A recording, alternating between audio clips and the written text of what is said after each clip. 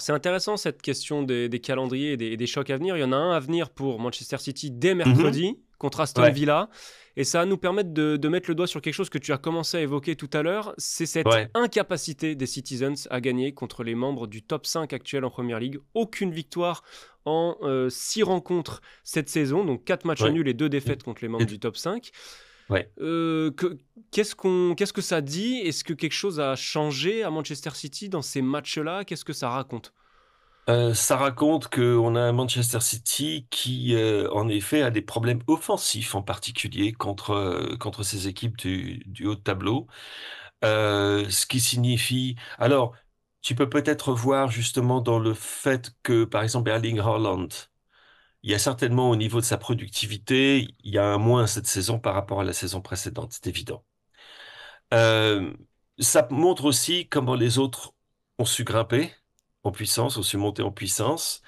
Parce que parmi ces équipes figure Aston Villa précisément. Parce que Oui. Aston Villa, on se souvient, avait fait une performance absolument éblouissante à Villa Park lors des matchs allés.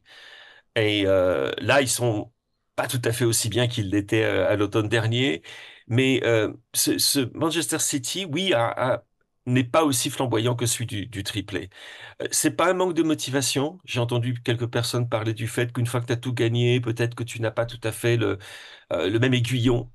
C'est pas ça. C'est plutôt que il y a eu des changements de personnel, il y a des joueurs à inclure, il y a des joueurs qui sont un petit peu en retrait de ce qu'on attendait d'eux. Il y a eu des blessures également. Et tu mets tout ça ensemble et tu as l'impression que, euh, en même temps que l'augmentation de puissance des rivaux directs, et tu as l'impression qu'en effet, c'est une équipe qui est un petit peu en deçà de ce qu'on a vu les années précédentes, et en particulier en 2022-2023.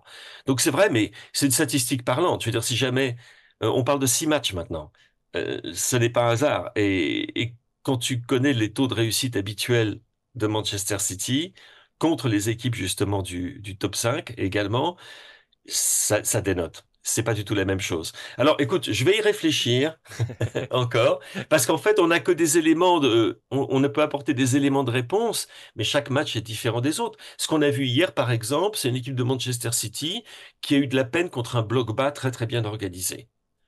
Et en même temps, peut-être qu'ils avaient en tête derrière que, bon, si jamais tu te fais contre-attaquer par Odegaard, Havertz, Martinelli et Gabriel Jesus, ça peut être compliqué. C'est Et Ben ça, White. on a quand même l'impression qu'il y a un point commun, même si c'est difficile de tirer des conclusions, mais entre tous ces matchs contre les gros, c'est que l'obsession de Pep Guardiola pour le contrôle est vraiment exacerbée dans ces grands matchs-là, ce qui peut donner des choses un petit peu parfois, des possessions un peu stériles. Est-ce que ça, c'est des Ça a critiques été le qu'on peut cas. entendre? Des critiques, je ne sais pas si qui que ce soit se sent l'appétit de faire des critiques Ouais.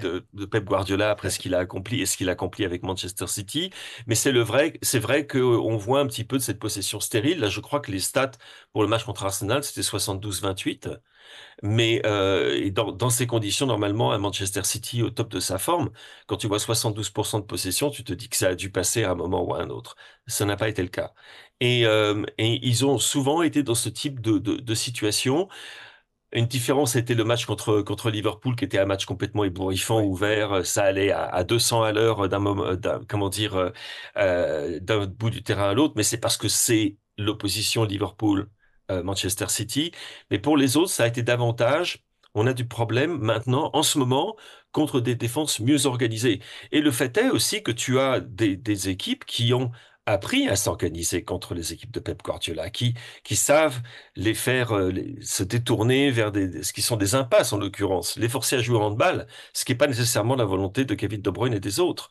Mais bon, hier Arsenal y est parvenu, comme d'autres étaient parvenus avant eux, et on va voir. Bon, la Villa, a priori, à l'Etihad, si ça coince, là il y a vraiment, il y a vraiment un problème. Je t'avouerai très franchement que ça m'étonnerait que ça coince contre les Villains.